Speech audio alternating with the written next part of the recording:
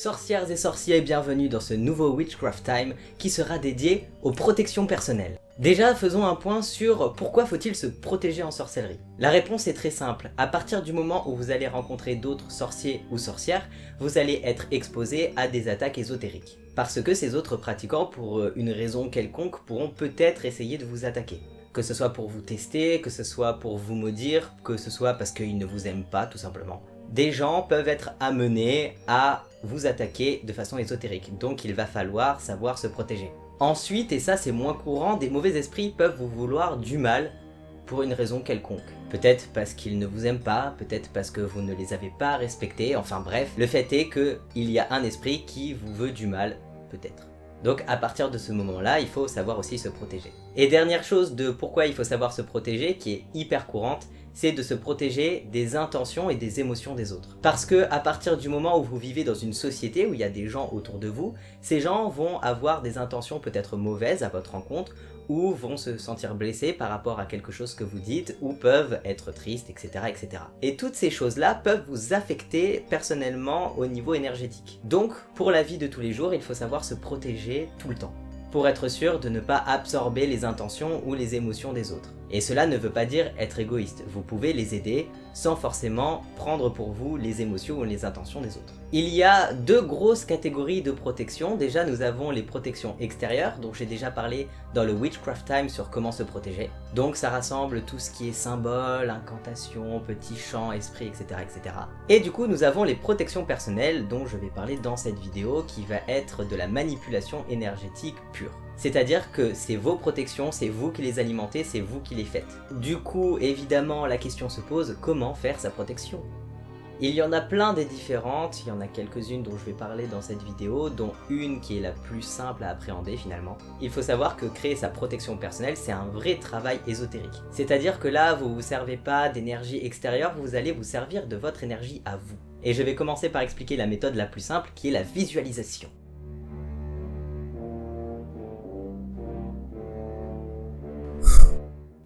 Et plus précisément, dans la visualisation, nous allons travailler sur les formes. C'est la méthode la plus simple. Et pourquoi ? Parce que la visualisation, nous la travaillons dans la vie de tous les jours. Visualiser, ça veut dire voir, imaginer dans sa tête. Donc par exemple, si je vous dis pomme, le mot pomme, vous pouvez avoir une image de pomme dans la tête et ça, c'est déjà de la visualisation.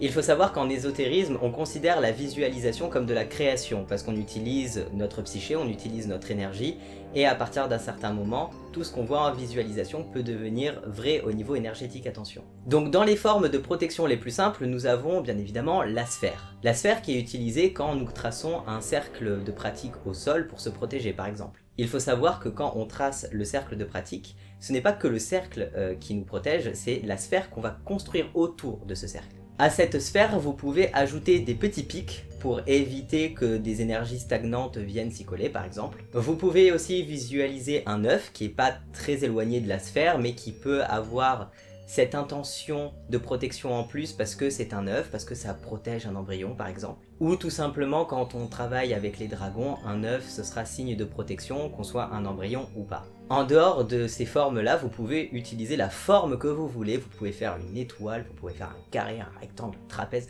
Vous faites ce que vous voulez à partir du moment où ça résonne avec vous. Les trois formes que je viens d'énoncer sont les plus simples la majorité du temps. Pour construire cette forme et l'activer autour de vous, il va falloir déjà passer par la méditation. Il faut méditer, je ne le dirai jamais assez. Donc là, ça va être une méditation assez générale. Déjà, il va falloir vous concentrer sur vous-même, vous détendre tranquillement et vous concentrer sur votre énergie intérieure. Vous pouvez essayer de la sentir, de sentir ses variations, si elle est chaude, si elle est froide, si elle bouge beaucoup ou pas beaucoup. Et ensuite, quand vous avez capté votre énergie intérieure, vous essayez de faire en sorte qu'elle sorte de votre corps et qu'elle épouse la forme que vous voulez que votre protection prenne. Par exemple, si c'est une sphère, imaginez une sphère tout autour de vous qui serait formée de votre énergie à vous. Vous laissez s'échapper l'énergie de votre corps et elle vient prendre par exemple la forme d'une sphère tout autour de vous. En plus d'imaginer la forme, il faut y mettre une intention. Alors pensez bien à l'intention que vous voulez mettre dans votre protection. C'est-à-dire si vous voulez que ce soit une protection générale ou une protection physique, émotionnelle, des biens que vous portez sur vous, etc. etc. Une fois que vous vous êtes bien concentré sur l'intention, que vous voyez bien la forme de votre protection, lâchez tout. Laissez se faire les choses à partir du moment où vous avez visualisé votre protection, c'est bon. Il faut juste bien se concentrer sur l'intention et sur la forme. Pour être bien sûr qu'elle soit bien mise en place, n'hésitez pas à le faire plusieurs fois. Peut-être pas plusieurs fois dans une seule journée, mais par exemple une fois tous les jours. Vous n'êtes pas obligé de le faire 150 ans non plus, à partir du moment où vous vous sentez protégé, c'est bon. Il y a aussi d'autres visualisations qui peuvent vous aider à la protection.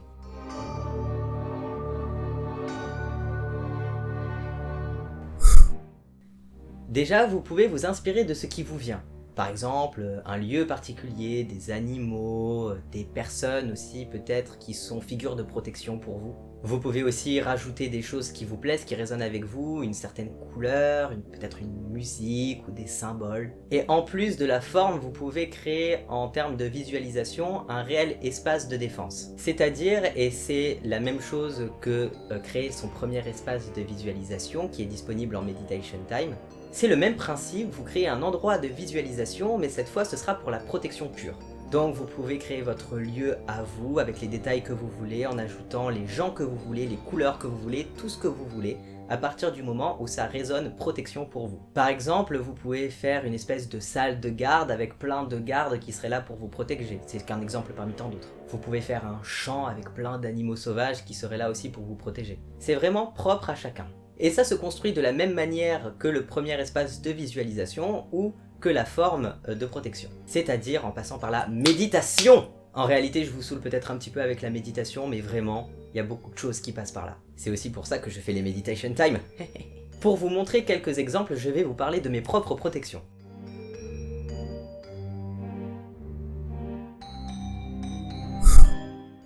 Donc déjà, j'utilise la forme de protection de l'œuf, tout simplement. J'en ai déjà parlé dans un live, je pratique la magie draconique et à partir de là, tout ce qui touche au dragon me parle beaucoup. Donc du coup, j'utilise un œuf qui est autour de moi, je vois un petit peu des écailles, je lui mets une couleur orange parce que j'aime bien l'orange. Cette forme de visualisation, je l'ai chargée d'une certaine intention, c'est-à-dire que ma forme à moi, elle ne me protège pas tout simplement, elle renvoie les mauvaises intentions. C'est-à-dire que si quelqu'un essaye de me lancer un sort, ça fera retour à l'envoyeur directement. Ça glisse un petit peu sur les écailles et hop, c'est reparti.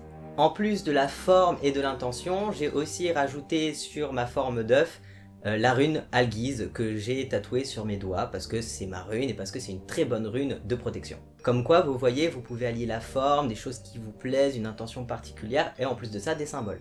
En plus de l'œuf, parce que oui, je me protège à fond, j'ai instauré un système qu'on appelle, ironiquement sur le Discord de sorcellerie sur lequel je suis, le VPN. Pourquoi le VPN? Tout simplement parce que c'est une espèce de protection mise en place pour que personne ne puisse me retrouver. C'est-à-dire que tant que c'est activé et tant que je n'ai pas laissé une personne passer, par exemple, il peut y avoir des passes droits, bien évidemment, je suis intraçable au niveau énergétique, du moins avec les personnes que je connais. Peut-être qu'un grand sorcier ou qu'une grande sorcière pourrait passer au travers, je ne sais pas, je n'ai pas encore essayé. Le fait est que je ne suis pas traçable au niveau énergétique parce que je bouge tout le temps. Et comment j'ai mis ça en place? En fait, je vois mon énergie dans mon corps, mais je la vois aussi partir un peu à droite à gauche et je demande évidemment à mon esprit guide de m'aider à ça parce que je ne peux pas gérer ça tout seul. En fait, il prend une partie de mon énergie, il le met un peu à droite, à gauche, en Irlande, en Allemagne, en Chine, enfin bref, je ne suis pas traçable. Au niveau visualisation, c'est comme si j'avais plein de petits moi un peu à droite à gauche qui me sont pas forcément liés parce que sinon je serais traçable et du coup ce serait un petit peu bête. Et les gens tombent sur l'un ou sur l'autre mais jamais sur moi. C'est une explication grossière et je sais pas trop comment j'arrive à faire ça, mais je le fais. Et en plus de tout ça, je vais vous expliquer un sort que j'ai fait pour me protéger encore plus. Mon sort est tout simple, c'est juste une enveloppe et un dessin. Et bien évidemment, vous pouvez l'adapter, je vais vous expliquer comment moi je l'ai fait directement.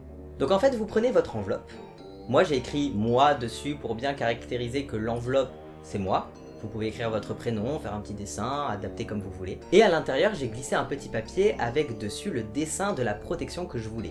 Donc en termes de dessin, moi j'ai utilisé la rune Algiz pour me représenter moi. Voilà, c'est ma rune, enfin bref, après vous pouvez dessiner un petit bonhomme, vous pouvez vous dessiner comme vous voulez finalement, vous vous mettez au milieu, vous pouvez écrire même moi si vous ne savez pas dessiner.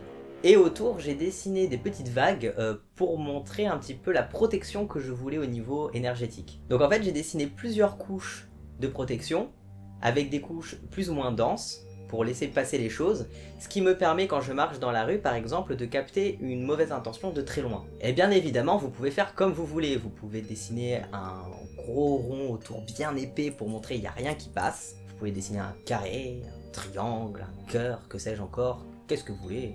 Vous faites absolument ce que vous voulez, le principe c'est de dessiner un truc, de le mettre dans votre enveloppe et de déclarer que c'est votre protection qui est dans votre corps. L'enveloppe, c'est votre corps, le dessin, votre protection. Tout simplement. Et bien évidemment, toutes ces protections, elles ne tiennent pas toute la vie sans que je ne fasse rien. Je fais souvent des méditations, plein de méditations, tout simplement pour les maintenir, pour les tenir en forme ou pour rajouter des petits trucs des fois si j'ai des problèmes bien particuliers. Par exemple, si je sens que mon mois va être difficile, je vais peut-être ajouter des petites runes ou des petits trucs pour me préserver de l'infortune. Ce n'est qu'un exemple parmi tant d'autres, vous pouvez l'adapter si vous passez des diplômes, si vous avez des problèmes avec votre famille, etc. etc. Faut juste savoir qu'une protection, ça s'entretient toute sa vie.